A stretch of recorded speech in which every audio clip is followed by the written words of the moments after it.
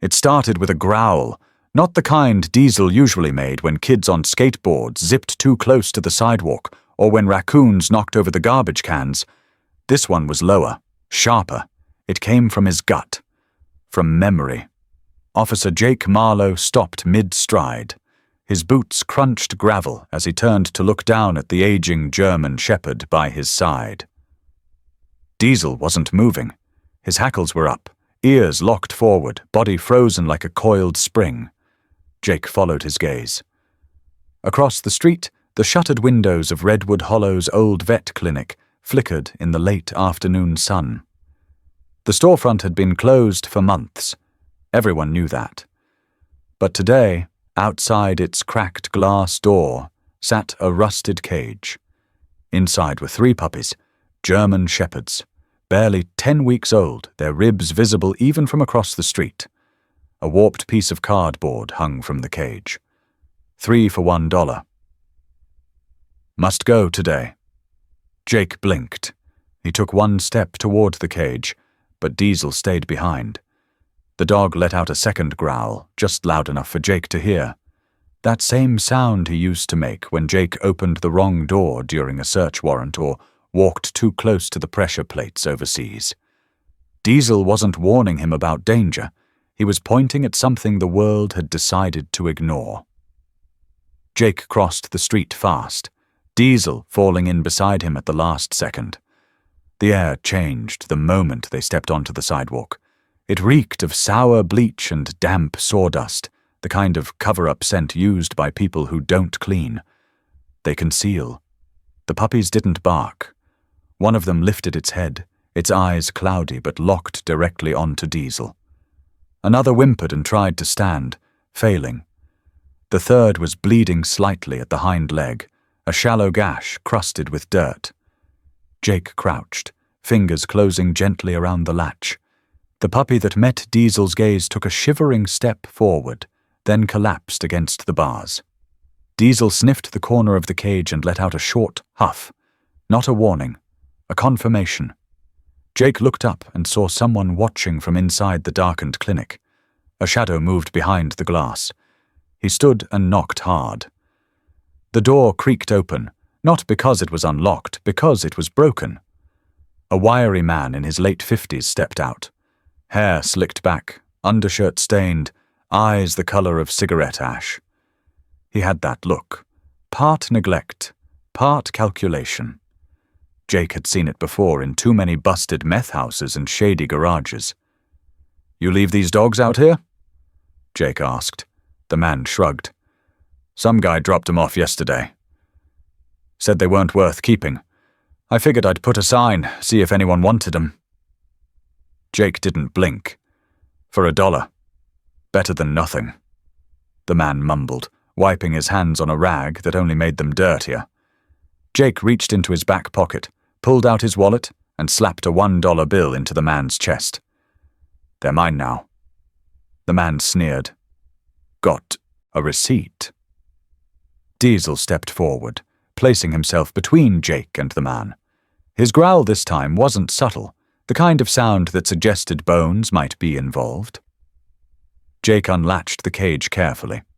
The smallest puppy flinched but didn't resist as he lifted her out. The second nuzzled weakly into his chest.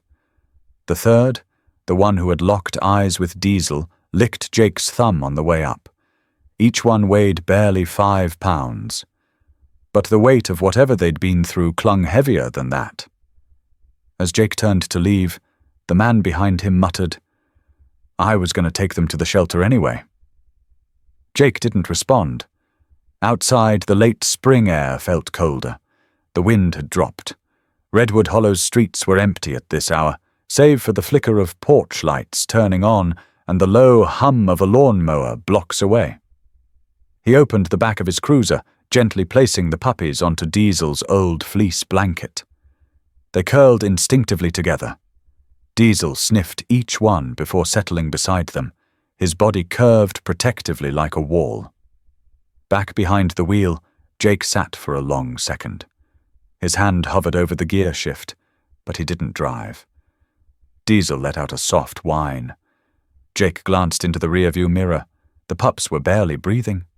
Alive, but just. He looked at Diesel, then turned the key. "We're not going home, buddy. We've got somewhere to be." 10 minutes later, the cruiser rolled to a stop outside a red brick building tucked behind a bakery. The sign out front read, "Dr. Elena Brooks, DVM, Veterinary and Rescue." Jake carried the pups in, wrapped in an old canvas jacket, Diesel trailing close behind, ears alert but relaxed. The door chimed as he entered, and a familiar voice called from the back. "You better not be bringing me another possum, Marlowe." Elena emerged, wiping her hands on a towel. Mid-40s, sharp jawline, her dark hair tied up with a pencil. She stopped cold when she saw the bundle in Jake's arms. "What the hell?" "Found them outside the old vet's, in a cage, 3 for $1. Elena's face hardened. She motioned to the exam table. "Put them here." Diesel sat near the sink, watching everything, unmoving. As Elena examined the pups, she pulled on gloves, her mouth tightening as she checked each one. "This one's malnourished, that one's dehydrated, and this—" She pointed to a bruise beneath the smallest pup's belly. "That's a recent injection site." She grabbed a blacklight from her drawer, scanned the area, and a faint green glow pulsed under the skin. Jake frowned. "What is it?" "Synthetic growth agent," Elena said. "Probably unregulated. I've seen it before. Used by breeders who want faster muscle growth. Cheap. Dangerous." Jake ran a hand through his hair. "Why here? Why now?" Elena didn't answer. Instead, she moved to the next pup, and again, green glow. All 3 of them had been injected. All 3 were likely part of something far uglier than abandonment. Diesel shifted suddenly, his nose pointing to the floor vent near the wall. He stood, padded over, and sniffed. Jake crouched beside him.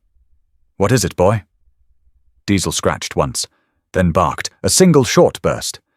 Elena raised a brow. "You ever do that before?" Jake nodded slowly. "Only when there's something buried." He reached beneath the vent and pulled free a small Ziploc bag, cloudy with dust. Inside, 2 capped syringes and a torn scrap of paper with a serial code. Jake held it up. This wasn't an accident. This was a drop point. The room went silent. Diesel sat back on his haunches, tail still, watching, waiting. Jake looked at the pups, then at the bag in his hand. He came out for a walk. He paid $1, and somehow he had just stepped into the middle of something far bigger. They weren't strays. They were leftovers from a system that didn't just fail animals. It exploited them. And now it had Diesel's full attention. The exam room was quiet, save for the soft beeps of equipment and the occasional click of Dr. Elena Brooks' penlight. The 3 puppies lay stretched on warm flannel blankets on the steel table, each one trembling, barely responsive. Diesel sat at the door like a statue, eyes sharp, posture rigid. He wasn't resting. He was guarding. Jake stood nearby, arms crossed, watching as Elena moved from one pup to the next, with a precision born of long nights and too many cases like this. "This one's Ember," she said, nodding toward the boldest pup, the one who had nibbled Jake's thumb earlier. "Tough girl. Looks worse than she is." She gently lifted Ember's paw and pressed along the pads, feeling for heat or tenderness. "Scout," she continued, indicating the round-bellied male. "Good weight, considering. Might actually be the healthiest." Jake raised an eyebrow. "That's the one that drooled on my badge. And this—" Elena's voice softened as she stroked the trembling form of the smallest one. "Luna. She's in rough shape. Dehydrated. Temperature's borderline hypothermic." Jake stepped closer. Luna barely moved, her eyes glassy. He reached out instinctively, but Diesel was already there. The older dog nuzzled Luna's side and let out a low, reassuring rumble from his chest. Luna didn't flinch this time. Instead, she edged slightly closer, resting her nose against Diesel's paw. "That's new," Elena murmured. She wouldn't respond to me like that. Jake glanced at Diesel. "He's been where they've been." Elena nodded. "Yeah, but I don't think even he's seen what these pups have." She pulled on latex gloves and turned to her supply drawer, retrieving a handheld UV scanner. "I want to check something." The room dimmed slightly as she waved the device over Ember's spine. A faint green glow lit up under her fur. Jake tensed. "What is that?" Elena didn't answer right away. She moved to Scout. The same glow. Then Luna. Again. She exhaled. "Growth hormone. Synthetic. Probably bootleg. It's used in underground breeding ops to force rapid development. Muscle, speed, coat shine. Whatever sells faster." Jake stared at her. "Are you serious?" "Dead serious. This wasn't an accident. Someone was prepping them for resale. Probably high-dollar buyers, illegal training camps, cartels, private militias. I've seen it before. But they're just babies." "Exactly. Which means the injection started early. Too early. That's how you know the people behind this weren't just breeders. They were pushing product." Jake paced once, then stopped. "How long can they survive it?" Elena hesitated. "Depends on dosage, genetics.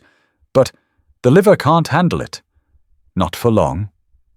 From the floor vent, Diesel suddenly stood. His ears twitched. Then he walked to the corner of the room, slow, deliberate, and sat, nose pointed at the baseboard heater. "Again?" Jake asked. Diesel growled once, short, precise. Elena walked over and crouched. "We haven't used this since February." "It's disconnected." Jake reached down, his fingers brushing along the cold metal, then slipping beneath the edge. He pulled out a plastic pouch, taped shut, clouded with dust. Inside, 2 syringes and a small, torn label with smudged ink. He held it up. "You recognize this?" Elena squinted. "Yeah, a XT443K9. That's a compound we stopped stocking 5 years ago. Side effects were lethal in most trials. It's banned." "You're telling me someone's been stashing this here?" "Not someone. A courier. This clinic used to be a supply drop." Jake turned the bag over in his hands. "Then they got sloppy." Diesel stepped forward, nose twitching. He pawed at the bag once, then sat back down. Jake took that as a yes. Elena placed a hand on the exam table, looking at the puppies. Not like a vet, but like someone who just realized she'd been standing next to a war she didn't know existed. "This wasn't rescue, Jake," she whispered. "This was leftover inventory." Jake's stomach dropped. He looked at the 3 pups, Ember's steady stare, Scout's twitching paws, Luna's shivering breaths. "They were trained," he said, more to himself than to anyone else. "Maybe broken. Then dumped." Diesel shifted beside him. His eyes met Jake's, and for the first time, Jake saw something deeper in them. Recognition. Memory. Guilt. Jake's voice dropped. "You knew it, didn't you? From the second you smelled them." Diesel didn't move. "Whoever did this," Jake said, more certain now, "they used the same chemical you were exposed to. Same patterns, same system. This is connected to your past." He turned to Elena. "We need blood panels. DNA if you can. I want to know who bred them, what else is in their system, and if any of these serial numbers match known suppliers." "I'll call in the samples," she said. "Might take a day or 2. "Not waiting that long." Jake picked up the bag and looked out the window. Across the street. Redwood Hollow's quiet charm looked unchanged, but behind the painted signs and porch lights, something darker had been moving. "These pups weren't lost," he said. "They were discarded. And someone's going to pay for that." Behind him, Diesel rose to his feet. He was ready. So was Jake. The tech room inside Redwood Hollow's precinct hadn't been updated in years. The computers ran like molasses, half the cameras still used grainy analog feeds, and the most modern piece of equipment was the coffee maker Jake had brought from home. He didn't care. He had something better than equipment. He had a scent, a trail, and a dog who never forgot. Diesel sat beside the desk, motionless as a statue, eyes fixed on the monitor. The room buzzed with fluorescent hums as Jake fast-forwarded through the feed from the vet clinic's exterior camera. Then, at 6:41 p.m., 3 nights earlier, a silver pickup truck eased into frame. Not new, not junk either. Working class, plain plates, covered in just enough grime to stay invisible. A man stepped out, tall, lean, movements slow and deliberate. He wore a long black duster that flared in the breeze and a weathered fedora pulled low. In his right hand, a metal suitcase. Jake leaned in. There. The man glanced around once, too casually. Then he moved to the clinic's side door.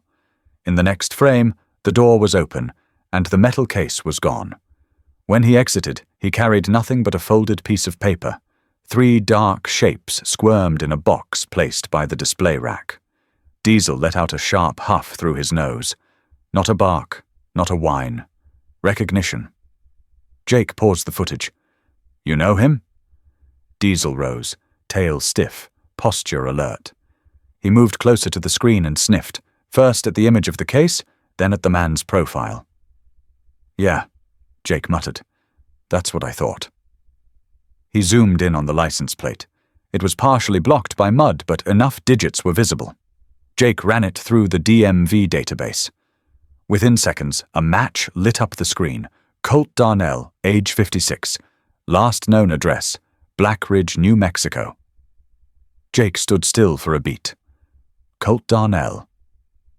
4 years ago, Jake had read the entire file when working on an inter-county task force. Darnell had been flagged in an illegal K-9 trafficking investigation tied to a failed military contractor operation. Dogs bred for obedience and aggression, then pumped with enhancers and sold off to the highest bidder. Cartels, mercenaries, private security outfits overseas. They had raided the compound in Nevada. By the time they got there, it was empty.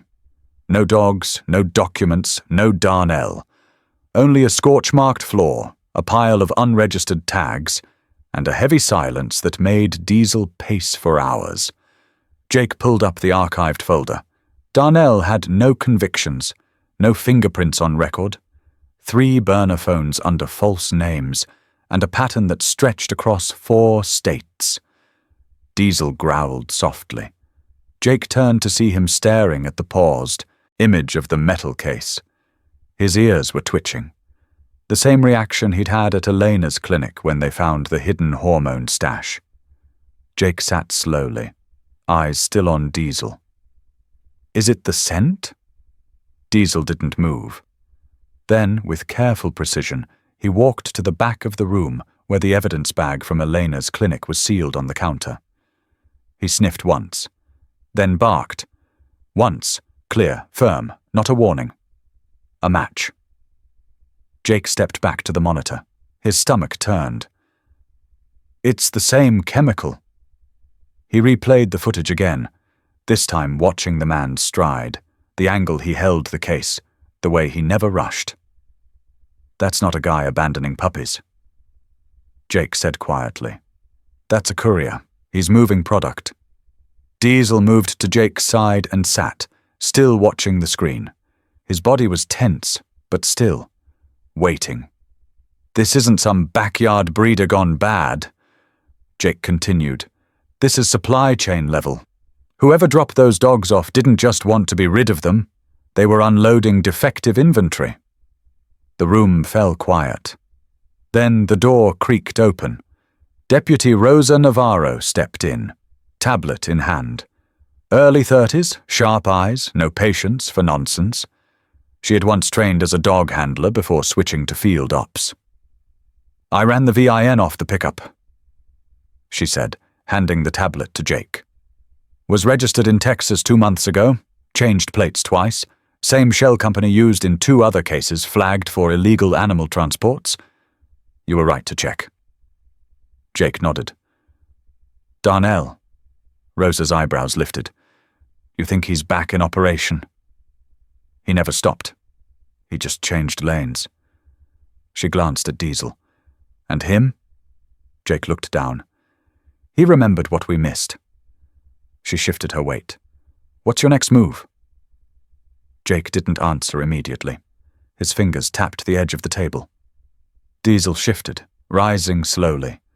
He moved toward the door, nose low to the floor, body language changing. He wasn't just alert. He was tracking. Jake's phone buzzed. Text from Dr. Elena. Preliminary blood panels show organ stress. Levels match prior hormone exposure cases. Recommend full tox screen. These pups were altered intentionally. Jake exhaled. We follow the scent. That night, back at his modest home on the edge of town, Jake let the puppies stretch in the fenced backyard. Luna clung close to Diesel. Ember stalked a moth near the porch light. Scout chewed through his second tennis ball. Jake sat on the steps, watching. He hadn't told anyone yet, but he had already requested Darnell's case to be reopened. He watched Diesel, who wasn't resting, but standing guard, eyes always scanning the dark edge of the yard. You never forgot, did you? Jake said. Diesel didn't look away from the trees, and neither did they. Across the grass, Ember stopped and looked up at Jake. Head tilted, body poised. 3 pups. 1 case. A suitcase filled with poison and a man who had vanished before.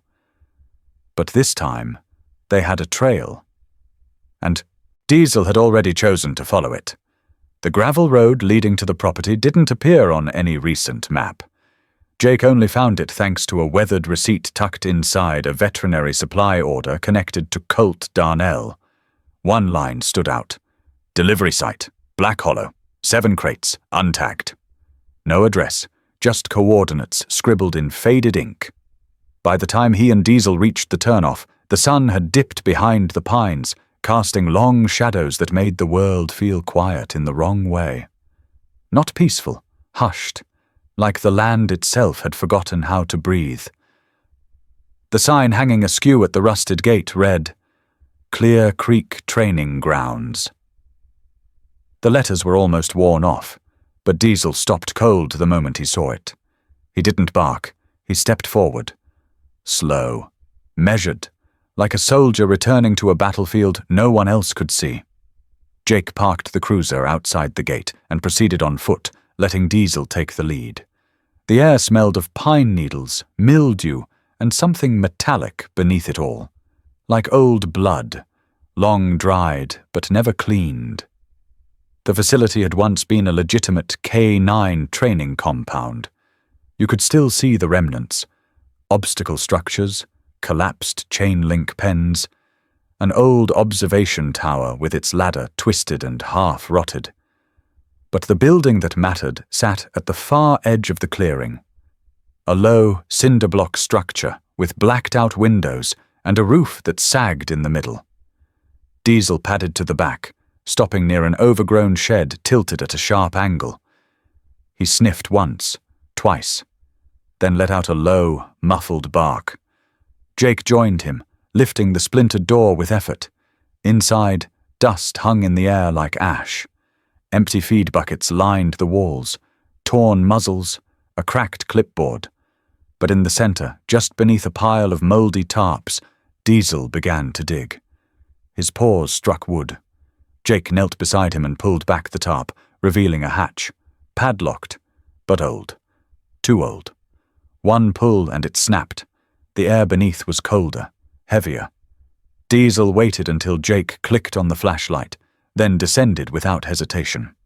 Jake followed into the dark. The staircase opened into a narrow corridor with exposed concrete walls and old wiring that ran like vines. The deeper they walked, the stronger the scent became. Not fresh, but distinct. Dog. So many dogs, but not the sound of them. No barking, no whining, only silence. They reached a chamber at the end of the hall. Rows of rusted kennels lined the walls. Empty. Yet every inch of the room screamed of occupation. Paw prints etched in dried filth. Scratch marks along the doors. One bowl still held mouldy remnants of kibble. Then Diesel stopped. He stared at a pile of hay in the far corner and took one step closer before pausing. A soft growl rumbled from his chest. Jake followed, pulling back the hay. A heavy-duty burlap sack lay beneath, bound with frayed twine. Diesel barked once and stepped back. Jake opened it. The stench hit first, then the weight of what he saw. Bones, skulls the size of volleyballs, fragments of rib cages, jawbones with teeth still intact, a handful of collars, some with tags. Jake swallowed hard, but kept looking. At the bottom of the sack, wrapped in a torn towel, lay a small plastic capsule, a microchip case. He pulled out his scanner from his jacket and passed it over. A beep. K9 Denver Ops, Jagger. Jake froze. His breath caught like a punch to the chest. Jagger. Diesel took a single step forward, staring at the capsule. His body lowered, not in fear, but in grief. Recognition passed between him and the chip like a memory rekindled. Jagger had been his partner in the Denver unit. Disappeared 3 years earlier during a night op gone wrong. All they found was blood and a broken leash. Officially, the report said, MIA, presumed deceased. Now here he was, or what was left of him. Jake knelt beside Diesel, resting a hand on his back. Diesel didn't move. He died in a cage, Jake whispered. Not in the field. They took him. The realization came fast, crashing like a wave. This wasn't breeding. Jake muttered. They weren't producing dogs. They were replicating traits, temperament, obedience, bloodlines, purpose. Diesel's eyes never left the bones. They were cloning purpose. Jake stood and scanned the rest of the room. The cages weren't labeled with names. They were labeled with codes, some familiar. K9AC4, K9DR1, K9FL7. All dogs once reported stolen. All dogs trained. He photographed everything, tagged the GPS location, and sent an encrypted note to Elena and Deputy Navarro. Then, as he packed up the microchip and collars into evidence bags, Diesel moved to the doorway. He didn't growl, but he didn't leave either. He stood at the threshold like he'd been here before. Not in body. In memory. Jake followed him out, sealing the hatch behind them. They walked back in silence. At the cruiser, the wind picked up, carrying the scent of old pine, rusted metal, and just a trace of what had been buried too long. Jake looked at the hills beyond. No lights, no noise. But now, a name, a face, and a piece of the puzzle no one thought still existed. Diesel jumped into the back seat, turning once before lying down beside the blanket where Ember, Scout, and Luna had napped the night before. Jake sat behind the wheel, engine off. The silence around them wasn't peaceful. It was truth waiting to be heard. The warehouse stood at the edge of a forgotten industrial zone, a skeleton of corrugated metal and rusted beams hidden in plain sight. It looked abandoned from the outside. No signs, no cameras, no movement, just cracked asphalt and rows of silent, unmarked cars. Jake adjusted his faded denim jacket and glanced down at Diesel, whose usually polished coat was now coated in a light dusting of dirt. His left paw was wrapped in gauze, a staged injury. They had to make it look real. Diesel played the part well, limping just enough to pass for wounded, but his eyes were razor-sharp. They weren't here to buy or sell. They were here to expose. Nina Reyes, the FBI agent leading the sting, met Jake in the shadows behind a rust-bitten van. She wore a grey hoodie pulled low, her badge nowhere in sight. In one hand, she held a laminated number card. "Your bidder 12, she said, voice low. "Don't speak unless they ask. Let Diesel do the watching." Jake took the card, slipping it into his pocket. "You get eyes on Darnell?" "Not yet," she said, "but the setup fits his style. Rotating locations, word-of-mouth invites, no phones, no paperwork. If he's not here, someone who works for him is—" Jake gave a slight nod, then took a deep breath. Diesel's ears twitched, sensing the shift. They walked to the side entrance where a man with a clipboard and a cigarette hanging from his lips glanced at them. "Name?" the man asked. Jake grunted. "Kyle, selling. Dogs worn but got bite left." The man didn't question it, just waved them in. Inside, the warehouse was stripped bare except for rows of metal fencing arranged like cattle pens. Each kennel held a dog, mostly shepherds, Malinois, a few Rottweilers, muscle-packed and silent. Too silent. They didn't bark, didn't whine. They waited. A low hum of voices drifted from the center of the room, where chairs faced a raised platform. An auction block. A crude one. Spotlights hung from the ceiling, casting sterile beams onto the stage. Jake counted no less than 20 dogs, each tagged with color-coded collars and barcodes. Some were labeled with crude tags: OB2, AG5, CC1. He knew what those meant. Obedience tier, aggression level, cartel compliant. He kept moving, Diesel at his heel. From the far side of the warehouse, a man stepped out of the shadows, adjusting a headset mic as he approached the stage. He tapped the mic once. Feedback whined. "Ladies and gentlemen," the man announced, voice smooth and cold. "Tonight's offering comes fully conditioned, aggression tiered, field tested, silent command responsive, no refunds, no exceptions." Jake felt Diesel shift. Then still. He followed Diesel's gaze. Near the rear wall, partially hidden beneath the tattered flap of a tarp, stood a man in a black duster. Same wiry frame, same crooked nose. The way he leaned against the railing, relaxed, sure of himself, it was unmistakable. Colt Darnell. Jake clenched his jaw, whispering into the comm mic sewn into his collar. "Confirmed. Colt Darnell on site, back right quadrant, near pen block C." Nina's voice crackled softly in his ear. "We see him. Sit tight.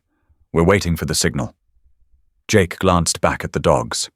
One of them, a female shepherd with a familiar tilt to her ears, stood in the pen directly beside Darnell. She didn't bark, she didn't move.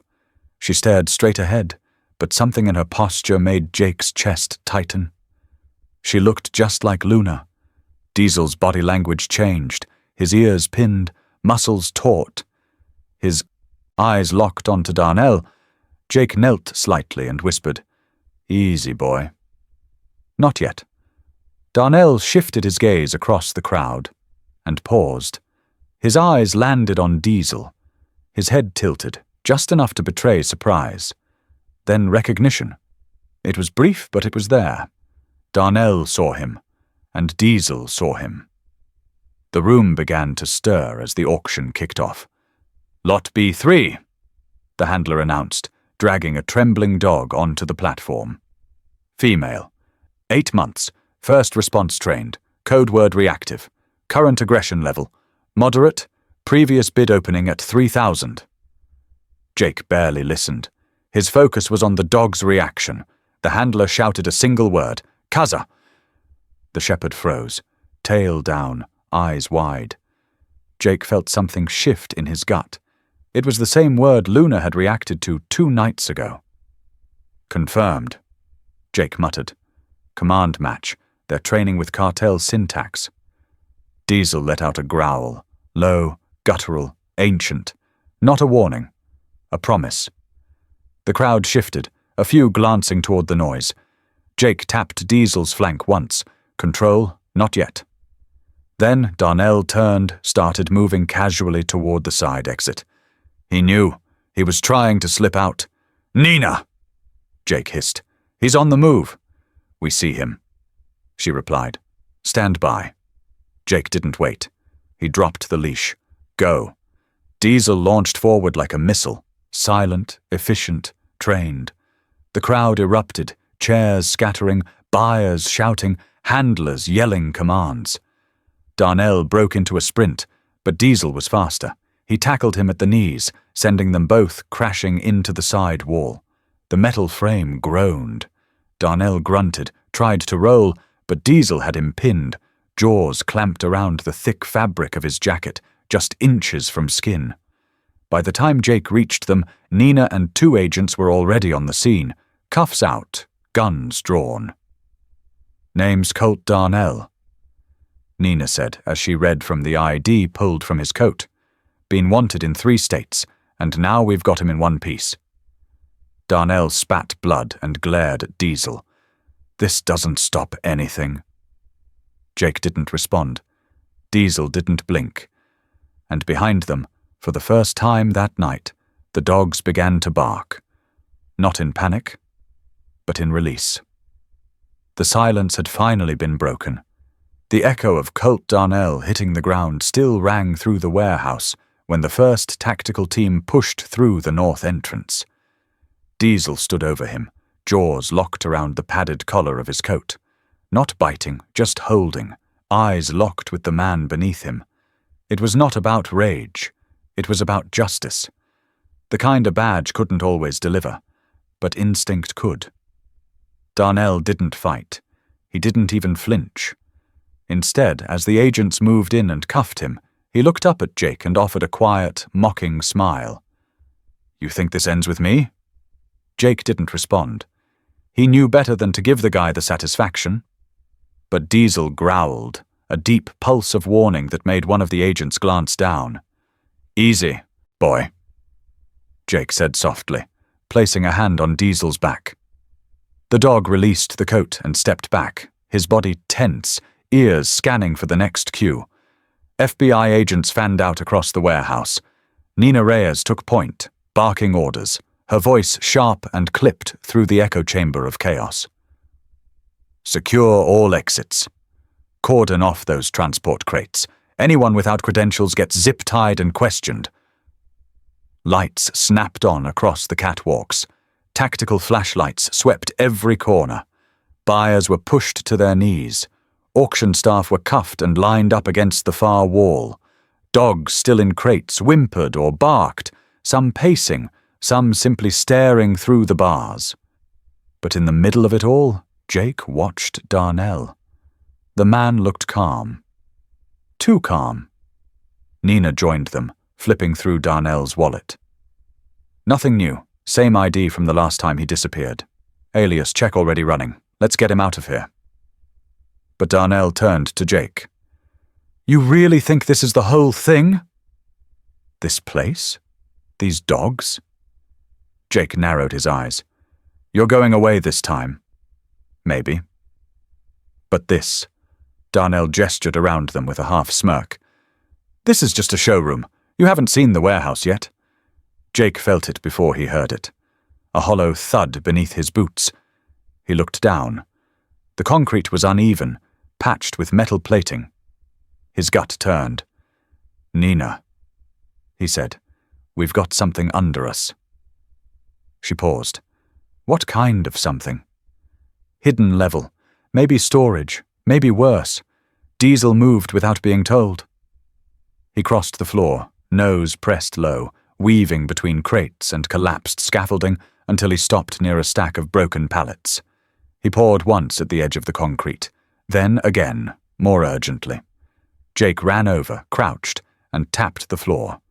Hollow. He pulled the pallets aside, revealing a rusted hatch bolted into the concrete.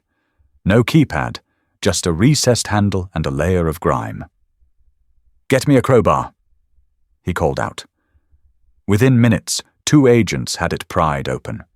The smell hit them first. Not fresh, but sharp. Bleach, sweat, metal, and something older. Something buried. Jake descended the short staircase first, Diesel on his heel. The room below was low-ceilinged, barely tall enough to stand upright.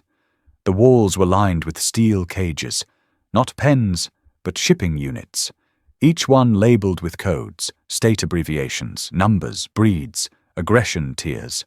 Dozens of them. Many were empty. Some still had matted bedding, chains bolted into the walls. One had bloody paw prints on the door. Another had scratch marks deep enough to crack the steel. Jake's flashlight landed on a whiteboard leaning against the wall. Dozens of locations. Routes. Names. Redwood Hollow wasn't the only town. He turned slowly to Nina, who had just reached the base of the stairs. This wasn't a local ring. She stepped forward, scanning the labels. This was a distribution center. Jake looked back at the cages, and Diesel sat in front of the one furthest, down, staring through the bars. There was no dog inside, just a red collar with a military tag clipped loosely to the ring. Jake approached and picked it up. Stamped in worn letters, Jagger, K9 Denver OPs. He swallowed hard. They used him, broke him, and when he couldn't deliver, they left him in the dirt. Nina's voice was quiet. This wasn't breeding.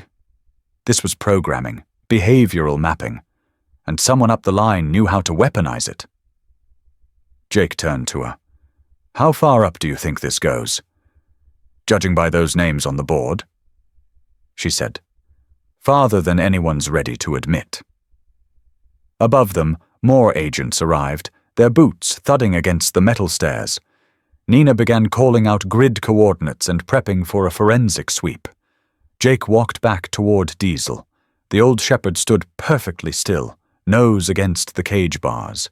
He didn't move until Jake placed a hand on his back. You found it, Jake whispered.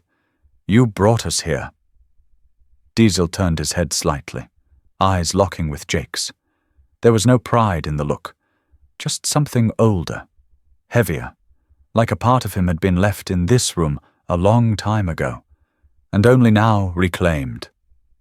Jake didn't know how deep this network went, but now he knew it started here, in a cage, underneath a building that was never meant to be remembered. They climbed back up to daylight, leaving behind the silence and the scars buried beneath concrete. And as the hatch slammed shut behind them, Jake looked out over the warehouse floor, at the crates, the agents, the chaos.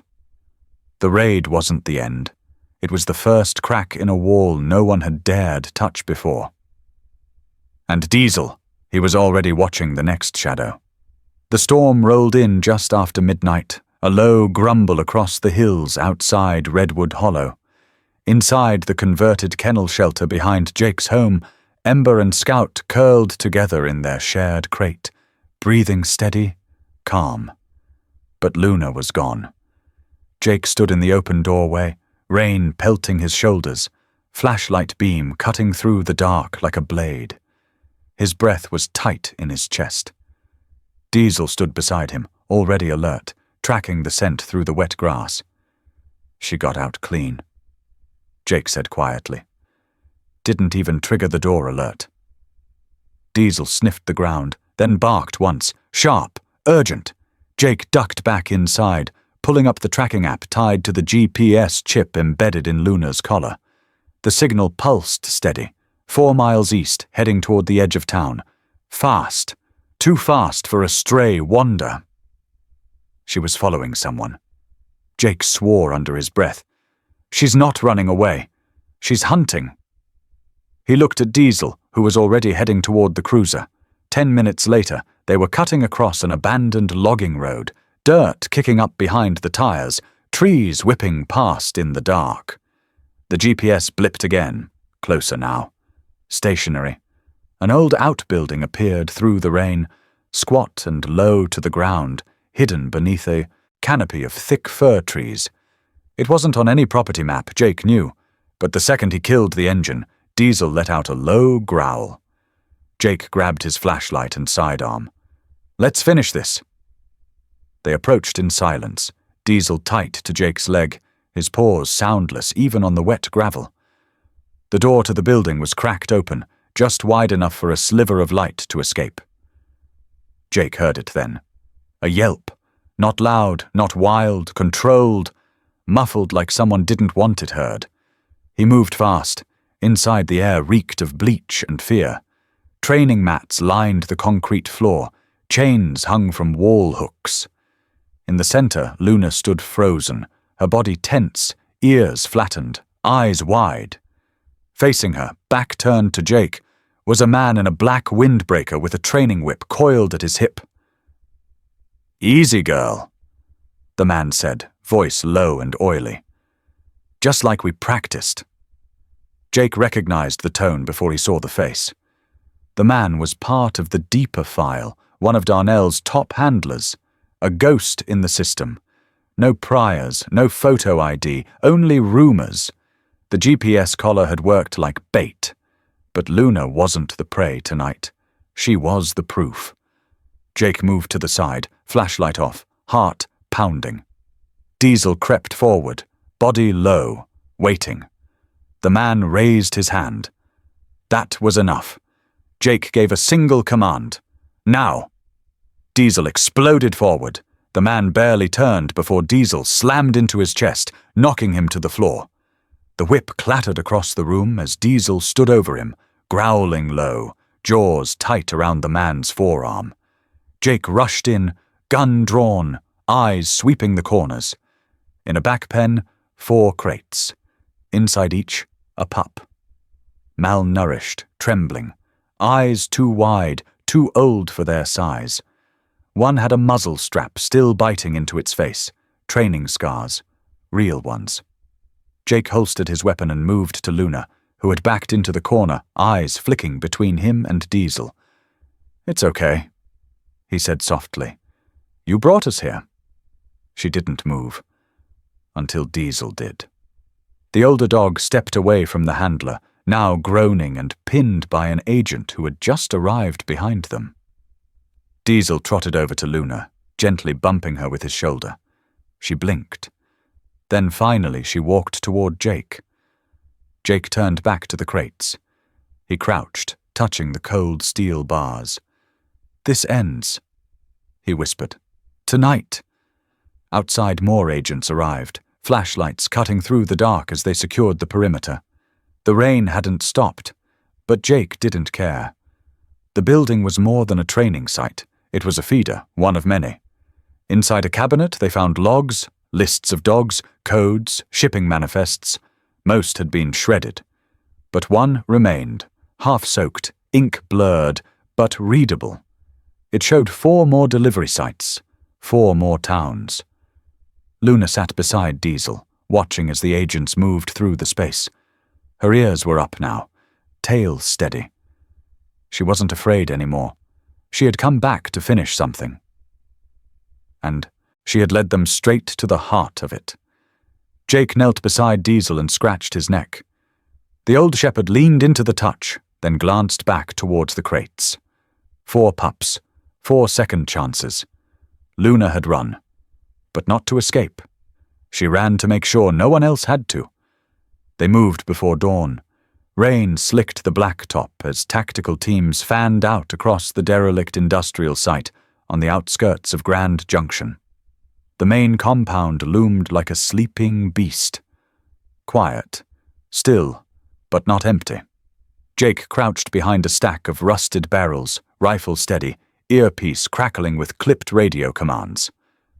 "Entry teams in position," Nina Reyes said from the command post. "All units hold." "Mark target time. 3 minutes." Jake exhaled slowly. Beside him, Diesel shifted his weight, muscles coiled. His eyes were locked on the warehouse door. He knew what was coming. And somewhere inside. Scout waited. They hadn't known the pup had been recaptured. Not until Luna caught the scent on the handler's discarded vest from the previous night's raid. Diesel had sniffed it once and barked, a short, sharp sound of recognition. Jake didn't ask questions. Scout was family. Green light. Go. The breach happened in a whisper of violence. No shouting, no warning. Just the crunch of steel doors giving way, flashbangs slicing through the gloom, and boots storming across concrete. Diesel surged ahead at Jake's signal, vanishing into shadow. Inside, chaos. Trainers scrambled. Dogs barked, some in panic, some in aggression. In the center of the compound, behind a thick plexiglass wall, cages lined the walls. And in the far left pen, Scout stood pressed against the bars, tail down, one paw lifted. When Diesel appeared, Scout didn't bark. He didn't cry. He simply stood taller. The lock clanged as Jake shot it free. Diesel nudged the gate open, and Scout bolted out, not toward the exit, but back toward the other pens. He stopped at each one, nosing the doors. He remembered. Jake caught up, hand on Diesel's harness, voice tight. "We're getting them all out." Every single one, gunfire echoed from the east wing. Jake turned sharply, following the sound. Down a hallway lined with half-shattered windows, a figure retreated, tall, deliberate, wearing a tactical vest with no insignia. They'd seen that silhouette before, in an old training video, in a sealed personnel file. Commander Branson, retired Army K-9 instructor, discharged quietly. Rumors of unauthorized methods. Experimental conditioning. Most thought he was dead, or buried in private security contracts. But there he was, walking toward the sub-basement, the real heart of the operation. Jake didn't wait for backup. He followed, silent as Diesel beside him. Down below, the room was surgical. Clean. Cold. Rows of monitors. Brainwave charts. Pavlovian conditioning diagrams still glowing on the wall. And Branson, facing the screens like a conductor before a broken orchestra. "You always had the soft streak, Jensen," he said without turning, treating them like heroes. "Like they have souls." "They do," Jake said, raising his rifle, "and they remember who hurt them." Diesel stepped forward, teeth bared, growling low. Branson turned finally. A smirk tugged at his lips. "You think you're fixing something? You're 6 years too late. You're chasing ghosts." Jake's finger tightened on the trigger. "You built a program on pain," he said. "And now the only thing left is consequence." Urgence flooded the room seconds later. Branson didn't resist. He raised his hands and smiled as the cuffs clicked into place. He didn't need to say it aloud. The damage was already done. But redemption had begun too. Outside, under the pale morning sky, Elena was waiting with a transport van.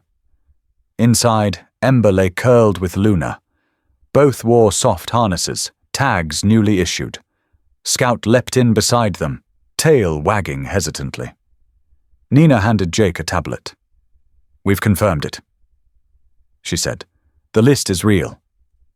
These were just one of 4 facilities. The rest are already being dismantled, Jake nodded, staring at the pups inside. "Where will they go?" Nina smiled faintly. "Home. With people who won't use them. Who'll fight with them. Not through them, Ember, Luna, Scout. They had survived the worst of men and still trusted enough to serve. Each had been accepted into an official K-9 rehabilitation and training unit. Not as pets, as partners, law enforcement, SAR, therapy, real work, real choice. As the van door closed, Diesel sat beside it, eyes locked on the horizon. He wasn't done yet. None of them were. They weren't just survivors. They were guardians now, of the silent, of the wounded, of each other. The sun barely cleared the ridge when Jake stepped onto the back porch, coffee in hand, boots still damp from morning dew. The air smelled of fresh cedar mulch and faint traces of rain. A new day. A quiet one, finally. But not too quiet. Out in the yard, Luna was circling a patch of overturned dirt. Ember paced along the southern fence line, nose twitching. Scout, ears pricked, stood on the wooden platform Jake had built just days before, scanning the tree line like a sentinel.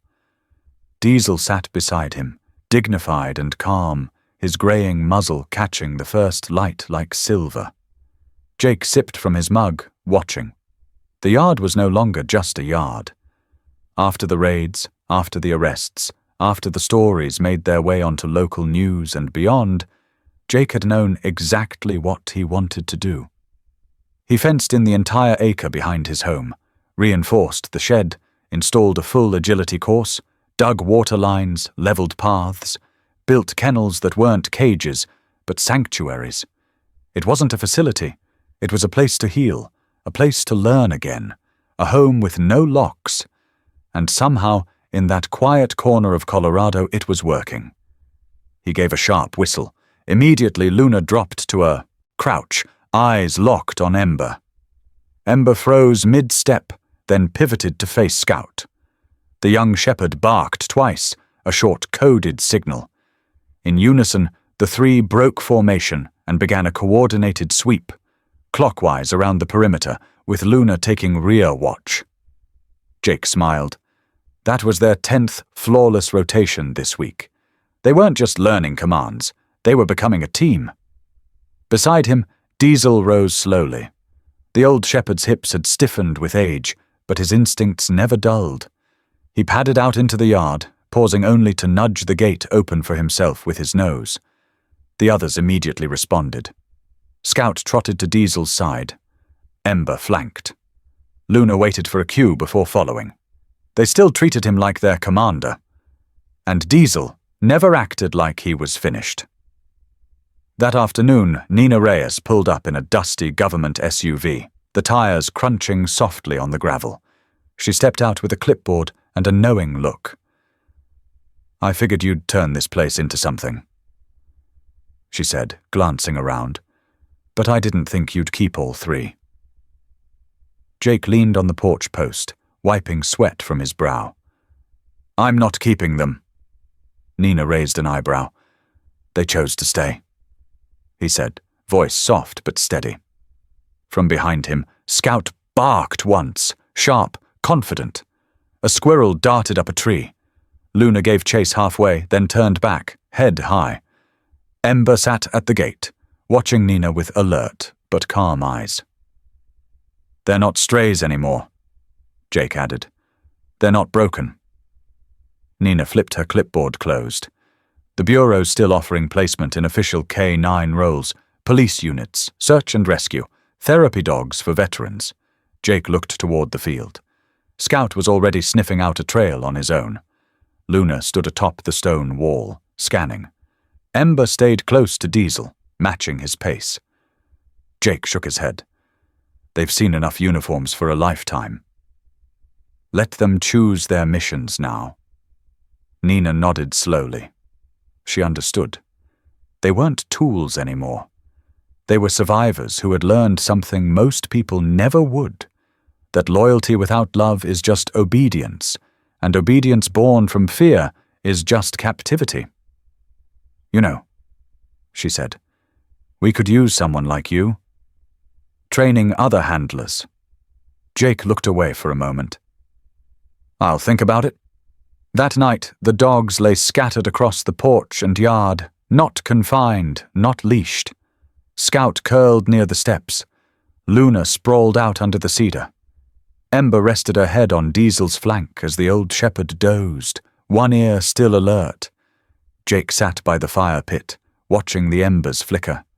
He thought about the years he spent fighting men who never saw dogs as more than weapons, thought about the pain, the betrayals, the twisted logic that had fueled the underground network. Thought about the ones they didn't save, but he also thought about this moment. 4 dogs, 4 stories, 1 pack, not broken, not forgotten, just home. The morning came with the quiet kind of light that seems to settle gently on everything it touches. Mist hovered over the grass, and the sun had barely broken the ridge when Jake hammered the final nail into the wooden archway over the gate. It wasn't fancy, just a thick cedar board, sanded down by hand, carved with uneven but deliberate strokes. "Here, you are not for sale." The letters were rough, not perfectly aligned, but they were true, every inch of them. Diesel stood beside Jake, his tail slow and low, ears flicking towards the sounds of Ember chasing a squirrel and Scout tugging a rope with Luna out near the old oak. He didn't bark. He just watched, as if he understood exactly what the sign meant.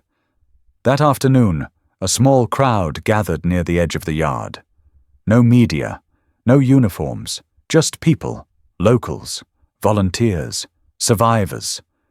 The ones who'd watched from the sidelines for too long, and the ones who'd stepped in when it mattered most. Nina was there, standing beside Elena. Both women wore boots caked with honest dirt, clipboards tucked away for once. Elena held a small red box in her hand. Jake glanced toward Diesel, who lay calmly by the porch, his posture alert but relaxed. The wind tugged gently at his fur, revealing just how much silver had crept into the black. "Bring him up," Nina whispered. Jake gave a short nod, then whistled once.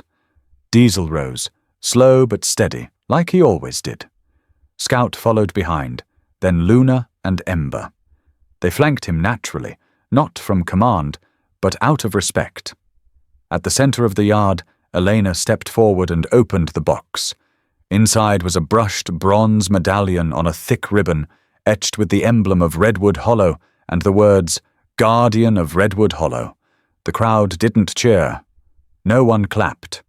Instead, they simply stood still, heads bowed slightly, as if recognizing something older than tradition, deeper than service. Jake leaned down, slipped the ribbon over Diesel's head, and whispered so only he could hear. "You did more than guard this place, buddy. You changed it." Then, a small voice broke the silence. From between the legs of the front row, a young boy stepped forward. Freckles dusted his nose, and a thick jacket hung off his shoulders like it belonged to an older sibling. In his hand was something wrapped in cloth. Jake blinked, recognizing the boy instantly. He was the kid, the one Diesel had pulled from the snowbank nearly 2 years ago. The boy whose frozen cries would have been swallowed by the wind if not for one stubborn bark in the middle of a blizzard. The boy walked straight up to Diesel, knelt, and unwrapped the cloth. Inside was a collar, hand-stitched leather, worn at the edges, with a single word burned into the front. "Protector. I saved up all year," the boy said, barely above a whisper. "The lady at the leather shop helped me." Jake crouched beside him, watching as Diesel lowered his head to let the collar slide on beneath the medal. He didn't move, just looked the boy in the eye, like he remembered, like he knew. The rest of the day passed in a hush. One by one, the people drifted away. Nina waved a silent goodbye. Elena lingered just long enough to place a single photograph into Jake's hand, a snapshot of the 3 younger dogs sitting at attention while Diesel stood behind them, head high. That night, the porch light flickered gently over the front steps. Scout curled beside the welcome mat. Luna lay beneath the swing. Ember was sprawled across the steps, nose resting on her paws. And Diesel? Diesel was exactly where he always was, on the top step, facing the gate, eyes open. His ears twitched once, but he didn't rise. He didn't need to. The pack was watching now. Above the gate, the sign caught the moonlight. "Here, you are not for sale." And in that silence, broken only by the breeze through the trees and the occasional soft breath from one of the dogs, something stirred. Not noise, not words, but a feeling, one that reaches beyond the page, beyond the screen, and into anyone who's ever had a 4-legged soul stand by them when the world got too loud. And before the story fades, a single question drifts up through the smoke of the fire pit, lingering in the cool night air. What's your story with a loyal pet? If you've ever been saved, healed, or simply loved by one, don't let their stories go untold. Subscribe to the German Shepherd channel. Honor the ones who never needed a voice to speak the truth.